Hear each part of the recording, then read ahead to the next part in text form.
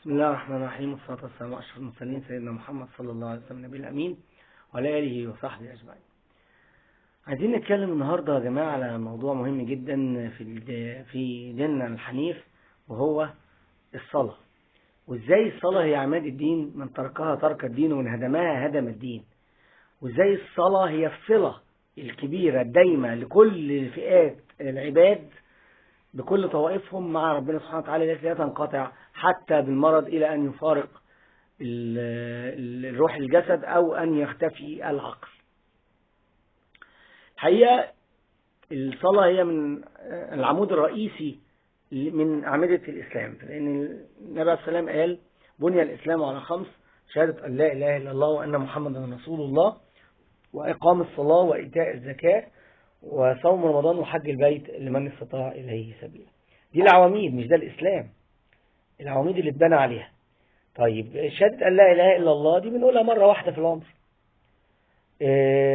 الزكاة ممكن ما يكونش عندي النصاب، ما عنديش الغنى اللي يبقى فيه نصاب، فأقدر يحول عليه الحول وأقدر إن أنا أطلع زكاة. الصيام، مريض،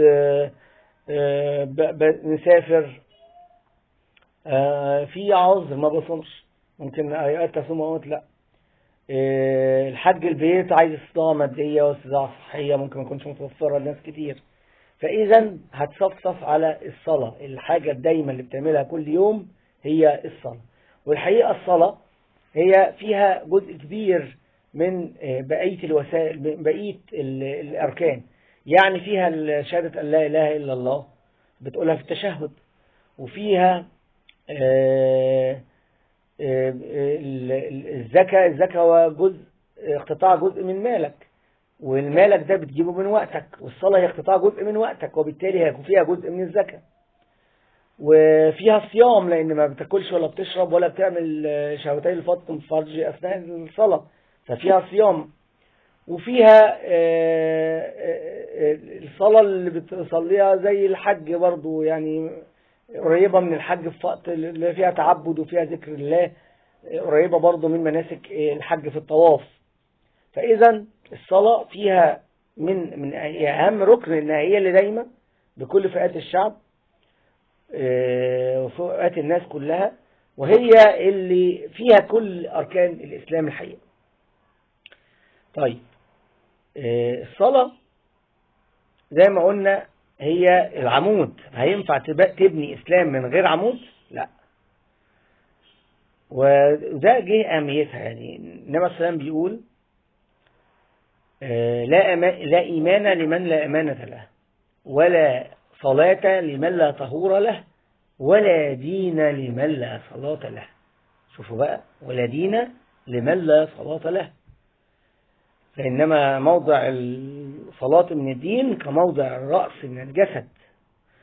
وكان في حديث ثاني إن أول ما يحاسب عليه العبد في قبره هي الصلاة. إن صلحت صلح سائر عمله، وإن فسد سائر عمله.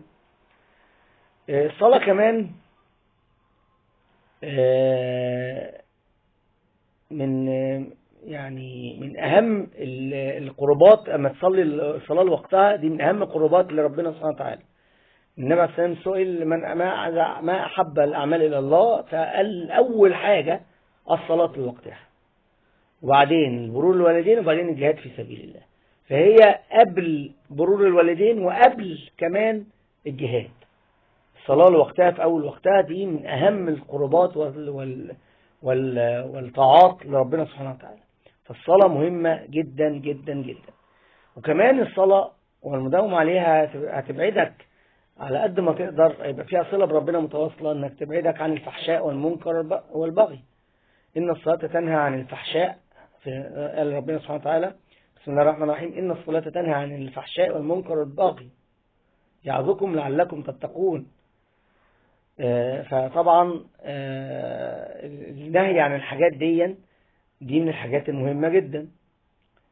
والخشوع في الصلاة طبعا من أهم أركان الصلاة، وده هيجي مع المداومة، مع تطور علاقة العبد بربنا سبحانه وتعالى.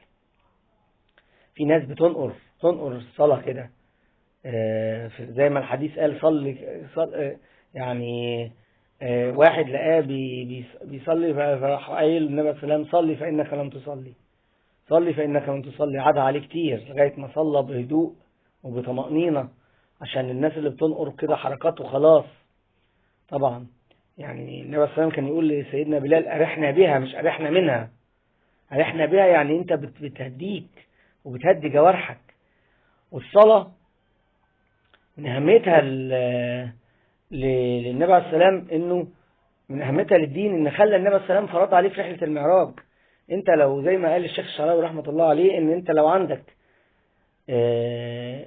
عندك حاجة مهمة قوي ما بتبلغهاش لحد عن طريق رسول، لا ده انت بتجيبه او بتروح له بنفسك عشان تقول له تبلغها له، او تخليه يجي لك عشان يقول له بنفسك وش الوش.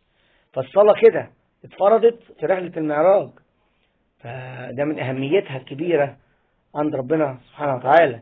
فلازم نفهم ان الصلاة مهمة جدا. ناس كتير تقول احنا كويسين قوي وقلبنا نضيف الرق على القلب، لكن ما بنصليش. لا يا جماعة، ده ربنا سبحانه وتعالى توعد